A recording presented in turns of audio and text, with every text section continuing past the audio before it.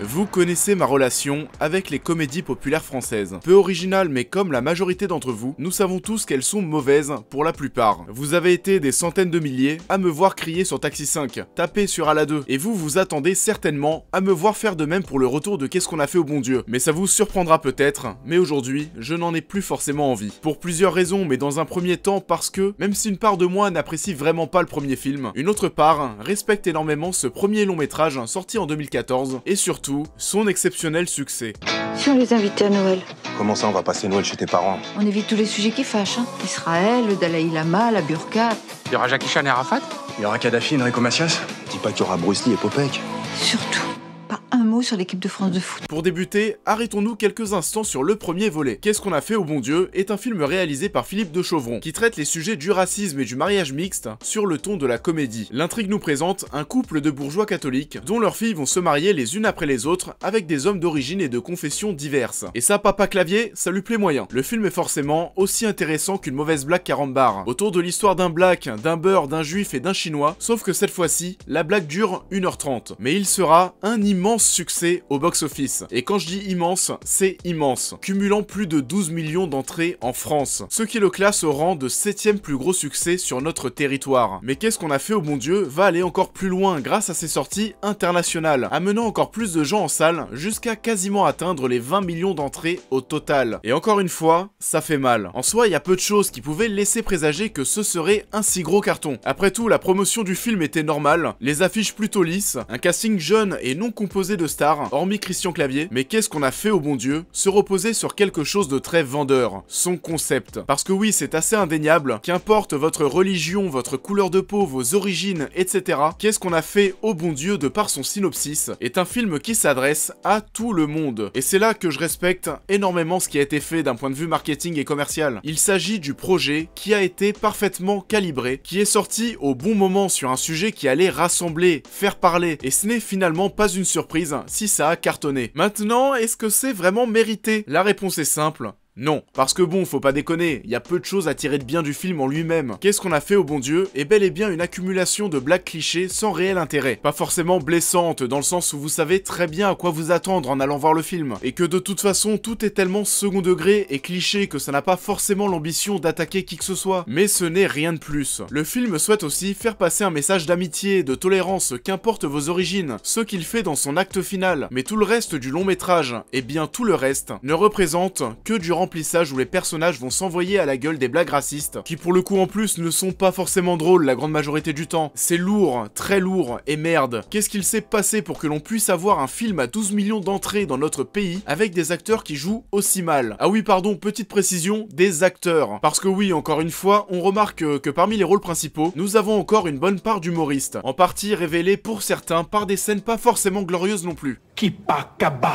Ou provenant du Jamel Comedy Club pour d'autres, en passant aussi par le Kaira Shopping. Ah ouais, tu vas faire quoi avec tout ça, sale bouffon? Bon, on va les vendre, sale bouffon! Ah ouais, tu vas vendre ça à qui? Et lorsque vous avez un mauvais acteur entouré de bons acteurs, ça se voit comme le nez au milieu de la figure ou alors comme le vilain petit canard. Mais lorsque vous avez 2, 3, 4 mauvais acteurs qui se donnent la réplique dans une seule et même scène, là ça devient le festival de la gênance. Dire que Qu'est-ce qu'on a fait au bon Dieu mérite ses 12 millions d'entrées en France d'un point de vue artistique serait aberrant. Le film est lourd, gênant dans le jeu des acteurs, très simple, pouvant être jugé raciste, et d'ailleurs le film n'est pas sorti aux US pour cette raison. Et d'ailleurs, on pensait que ça en resterait là, que Qu'est-ce qu'on a fait au bon Dieu serait un one-shot de 12 millions d'entrées en France. Mais non, parce qu'après les non-succès de Débarquement immédiat et à bras ouverts, détruits par la critique pour ce dernier, Philippe de Chauvron ne compte pas en rester là, et est de retour cette année pour retrouver le succès, avec la suite de sa plus grande réussite commerciale de 2014.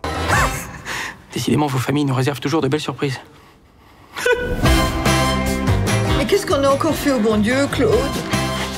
J'en sais rien. Bonsoir. Alors oui, c'est bizarre de me voir passer comme ça en facecam, mais je me suis rendu compte à l'écriture de la vidéo, et qu'au niveau de la promo de qu'est-ce qu'on a encore fait au bon Dieu, et bah qu'on nous avait fait en quelque sorte une Rockstar Games. Parce que je me suis rendu compte qu'il n'y avait qu'une seule bande-annonce, et que j'allais avoir du mal au montage, du mal à habiller la vidéo si je continuais en voix off. Quand je vous dis qu'ils nous ont fait une Rockstar, c'est parce que Rockstar ne se prend même plus la tête pour vendre leur jeu. Ils font très peu de promos, que ce soit sur les salons, les conférences, etc. On balance tout juste une image ou un trailer sur les réseaux sociaux, et ça devient directement le jeu jeu le plus vendu des 5 dernières années. Pour qu'est-ce qu'on a encore fait au bon Dieu, et bah c'est pareil, et d'ailleurs on nous a dévoilé la date de sortie il y a vraiment quelques mois, on nous a balancé qu'une seule bande-annonce et une affiche qui est un copier-coller du premier film, puis on nous a mis des avant-premières un petit peu partout en France le 1er janvier, et ça suffit, pas besoin de plus, on n'est pas con, on va pas mettre de la thune dans la com, on sait très bien que ça va cartonner, et ça a super bien pris, ça a pété des records, et le film a enregistré 155 000 entrées, rien que le 1er janvier pour les avant-premières en France. Au final, est-ce que ça va cartonner pour la seconde fois?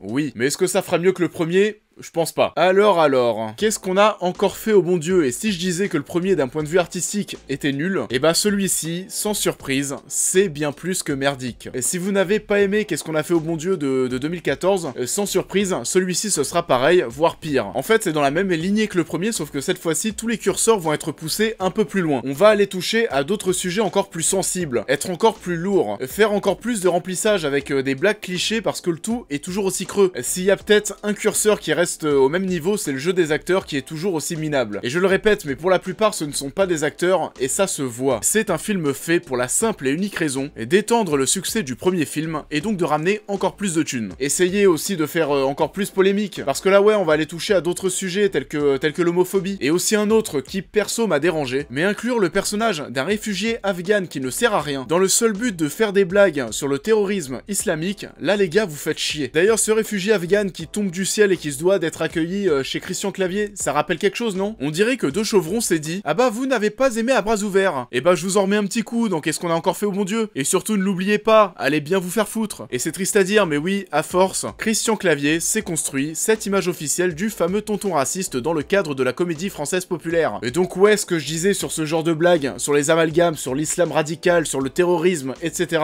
vous allez trop loin. Après les 3-4 dernières années qu'on a eues, et pas qu'en France, dans le monde, faire des blagues sur ça, sur les amalgames, sur des soi-disant ceintures explosives, etc. Les gars, c'est chaud. Je veux bien qu'on rigole de tout, mais il y a eu des morts. Il y a peut-être et il y aura certainement des gens qui vont aller au cinéma, qui vont voir ce film, et qui ont perdu directement ou indirectement, ou qui connaissent quelqu'un qui a perdu quelqu'un, et rigoler sur ça, et je veux bien me détendre en général, mais là c'est tendu. Donc non. Mais j'imagine bien que de toute façon, ils s'en foutent. Tout est totalement assumé. Le but est de choquer, et que le film fasse parler, qu'importe la raison. Frédéric Shaw l'annonçait déjà, le film fera polémique. Donc voilà, on se retrouve avec un truc encore plus con que le premier, toujours aussi peu inspiré niveau blague, c'est une accumulation de clichés, des blagues racistes qui sont très prévisibles, surjouées. On a aussi, comme dans Ala 2, une blague sur Instagram qui vaut son petit pesant de cacahuètes. Dans Ala 2, on avait Instagram ouvre-toi, et là on a Twitter et Amstramgram. C'est bien, on se passe le mot, comme ça tout le monde est aussi inspiré. On a aussi de nombreuses répliques contre la France et contre le mauvais accueil qu'on fait aux personnes d'origine diverses. Des répliques aussi flippantes que c'est compliqué pour nous les rebeux en France, quand je prends le métro et que je suis en doudoune, on me prend pour un kamikaze. Des phrases aussi connes que celle-ci, vous allez vous en taper un paquet. On est même plus dans le cliché, on est en train d'élever le niveau de la connerie, mais tout en haut. Et du coup, on retrouve même une réplique de Christian Clavier qui ressemble comme deux gouttes d'eau à l'une de notre chère Madame Le Pen, quand Zlatan Ibrahimovic jouait encore au PSG et qu'il s'était plaint de la France. Et ceux qui considèrent que la France est un pays de merde peuvent la quitter. Donc oui, la France est un pays de merde, etc., etc. Et au bout d'un moment, on se rend compte que le film est vachement plus branché politique que le premier. Vous savez, c'est comme quand vous faites une blague, il y a toujours une part de vérité. Et bah là c'est pareil, à force de nous dire que la France est un pays de merde, que les personnes d'origine diverses sont mal accueillies, qu'ils sont pas intégrés, que c'est difficile pour eux, qu'il y a trop de charges, trop d'impôts, trop de râleurs, que les séries françaises c'est de la merde, qu'il y a trop de ronds-points. Et bah ouais, tu commences à te poser des questions, mais c'est quoi toutes ces remarques? De Chauvron, c'est le chef des Gilets jaunes, c'est pas possible. Et comme pour le premier film, l'histoire est grosso modo coupée en deux, avec une première partie, qui est une accumulation de sketchs et de répliques racistes. Genre c'est totalement creux, y a pas du tout d'intrigue. Et c'est des mini-sketchs clichés à droite à gauche. Puis enfin, au bout de dizaines et de dizaines de minutes, une intrigue se lance, et cette fois-ci l'intrigue, c'est que les filles vont vouloir partir de chez nous pour aller vivre à l'étranger avec leur mari. Et tout ça sur un coup de tête, parce que les personnages sont tellement peu développés que c'est limite si leur décision ne s'est pas prise en 10 secondes. Toutes les réactions des personnages sont bêtes, c'est peu crédible. On en est à un point où on accepte un mariage gay alors qu'on est homophobe, parce que la carte du menu du mariage donne envie de manger. Et en plus ça me fait chier, parce qu'en général il y a des gens que j'aime beaucoup dans ce casting. Christian Clavier qui voit sa carrière de plus en plus se diriger vers des films de merde. Chantal Lobby qui nous a tous tués dans cette fameuse scène dans Mission Cléopâtre, et que j'avais pris plaisir à retrouver dans La Cage Dorée. Elodie Fontan pour d'autres raisons qui me sont propres. 06 98. On a a aussi Pascal Nzonzi qui était, oui, l'un des personnages les plus drôles du premier film. Mais bon, le coup du j'ai des réactions bizarres et je fais les gros yeux à chaque fois qu'il y a un truc qui me plaît pas, ça marche, oui, durant un film, mais là, c'est bon. On voit déjà que tout est réchauffé par rapport au premier, qu'est-ce qu'on a fait au bon Dieu. Est-ce que ça en valait la peine d'en faire un deuxième? Bien sûr que non. Mais bon, ça va ramener des thunes. Et pareil, en général, pour ce genre de film, on a souvent un rappeur ou un chanteur populaire qui se charge de faire une musique bien commerciale, qui va tourner en boucle dans pas mal de stations de radio. Mais on ne va pas gaspiller trop d'argent, pas besoin. On prend Mehdi Sadoun qui va nous faire un petit truc pas cher, et ça suffira. Mais qu'est-ce que j'ai fait au bon Dieu? Je ne sais pas pourquoi il s'acharne sur moi. Et c'est cadeau, mais c'est pas la première fois que Mehdi Sadoun s'essaye à la musique. Putain, il commence à faire chaud. Je vais pas lâcher Dieu pour une boisson désaltérante. Vas-y, je vais boire dans les deux chauds. Elle est bâtarde, elle est brûlante. C'est vraiment du foutage de gueule de A à Z. C'est encore une fois un film qui ne va pas mériter son succès et ça m'agace. Pas pour le coup des vannes racistes, etc. On coupe avec ça. C'est juste que tout est nul. Le jeu d'acteur, l'intrigue, qui se lance quasiment à la moitié du film. Tout est remplissage pour que ça dure 1h30. Et c'est même pas le minimum syndical, c'est on vous fait un truc de merde. Et allez-y, mangez ça. De toute façon, on s'en fout de votre vie, le but c'est que le film marche, c'est ce qui compte. Et le pire dans tout ça, c'est que ça parle déjà d'un troisième film. Et déjà que dans celui-ci, il y avait plus grand chose à raconter, et ben on va encore continuer de tirer encore et encore sur la corde. Et je sais pas si dans votre cinéma actuel, vous avez encore Edmond qui est diffusé, mais allez voir ça plutôt que cette daube calibrée qui ne sert qu'à faire des thunes. Certains diront aussi que le premier volet a apporté de plus en plus de vannes racistes dans le cinéma populaire français. Alors oui et non, parce que bon, c'est pas non plus ce film qui a apporté ça dans notre cinéma populaire, faut pas abuser. Aujourd'hui, oui, on en parle plus, ça a plus de répercussions, notamment grâce aux réseaux sociaux, et grâce ou à cause des réseaux sociaux, et oui, aujourd'hui tout va très vite et ça part dans tous les sens. On aurait aujourd'hui certains sketchs des inconnus qui auraient du mal à ne pas faire polémique. Par exemple aussi, Rabbi Jacob, qui aurait fait bien plus de bruit aujourd'hui. Donc voilà, non, dans l'histoire de l'humour français, on a souvent joué avec ça. Moi, ce qui me dérange aujourd'hui, et oui, je le vois de plus en plus depuis 2014, on te case aujourd'hui de plus en plus de vannes racistes, gratuites, dans les films, parce qu'on a vu que ça marchait, et maintenant, bah aujourd'hui, quand c'est populaire, on essaye de te caser une ou deux petites blagues racistes par-ci par-là, même si ça n'a mais absolument rien à voir avec le film. Mais bon, visiblement, on essaye de surfer sur la mode. Parce que t'aurais fait la même chose, non? Un noir.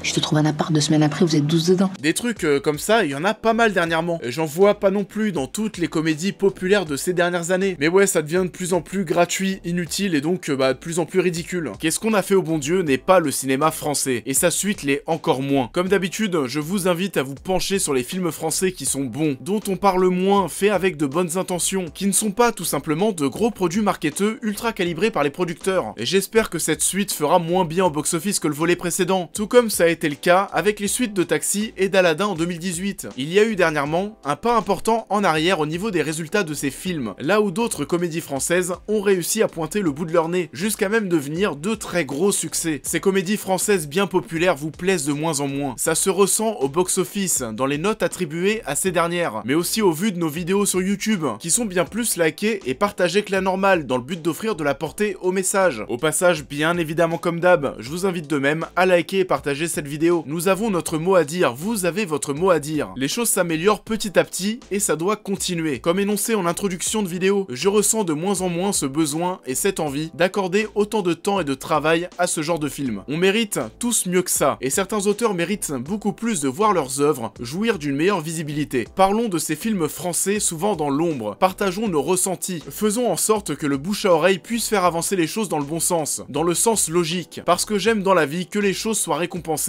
au mérite. Et ce n'est pas forcément le cas aujourd'hui à propos du cinéma français. Nous allons parler de beaucoup de choses sur la chaîne cette année. Mais en attendant, je vais consacrer encore pas mal de temps sur une nouvelle vidéo à propos du mauvais côté de la comédie française populaire. Et ce sera pour ce format de critique de film, une dernière fois. Vous ne craignez personne. Considérez Nicky comme celui à qui on fait appel en dernier recours.